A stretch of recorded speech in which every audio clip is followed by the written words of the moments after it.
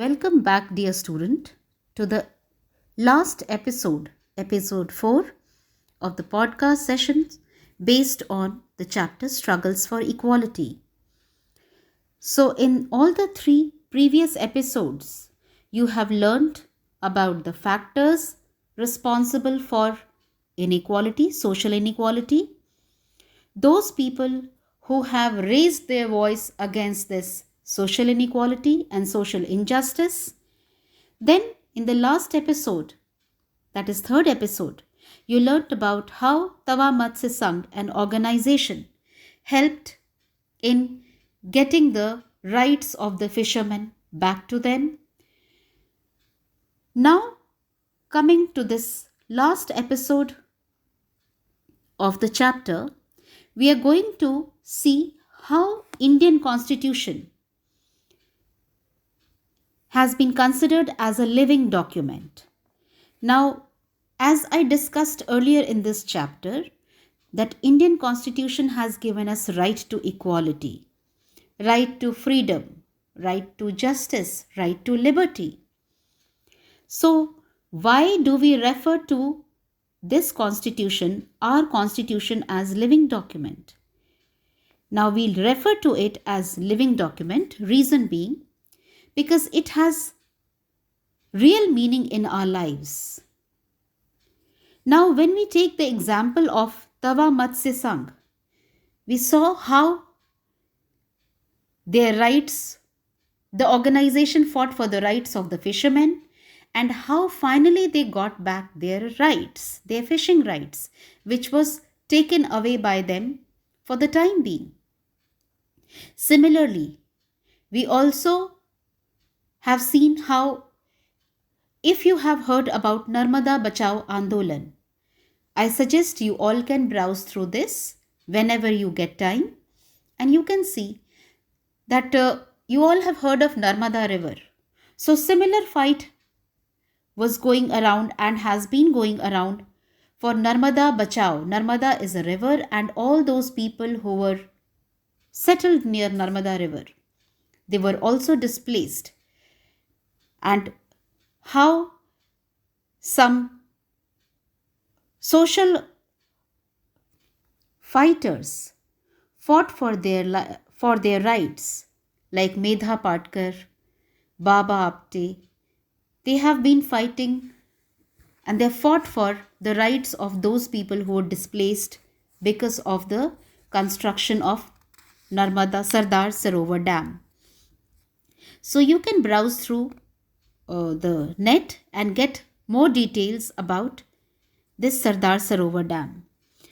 Then, while discussing about Constitution as living document, we have seen that these communities or individuals, they have been trying to expand the idea of democracy, and they have been trying to get more equality in actual terms, in existing terms.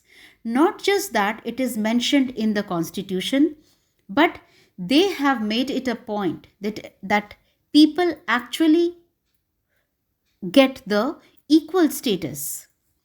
Now, when we talk of equality, we talk about democracy. When we talk of democracy, we talk about equality, because both are correlated. So when we say India is a democratic country, democracy cannot be successful if there is no equality. And we have seen that these people whom we discussed in this chapter, we have seen how they have tried to highlight the issues, those issues which pose a challenge to the idea of equality in a democracy. Now, whenever we talk of privatization of hospitals or health services, then it leads to inequality, because some getting more facilities, some getting less facilities.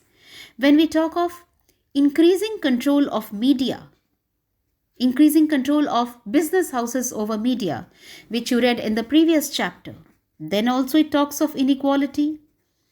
When we talk about Lakshmi Lakra and many such women who, and Rokaya, Begum Rokaya Sakhawat Hussain, how they fought for their rights.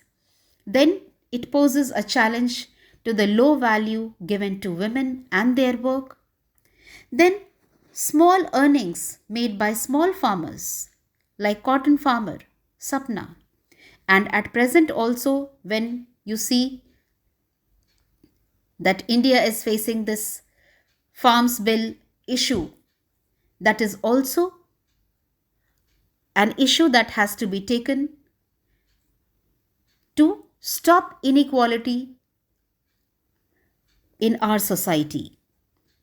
So, thus we see that the struggle for equality is the core of every democracy. Any democracy cannot be successful if there is no equality, if there is no dignity, if there is no self respect.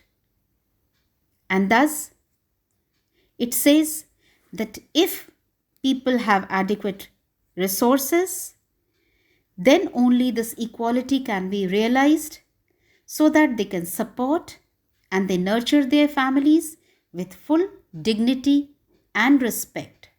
So, dear children, with this, I finish the chapter.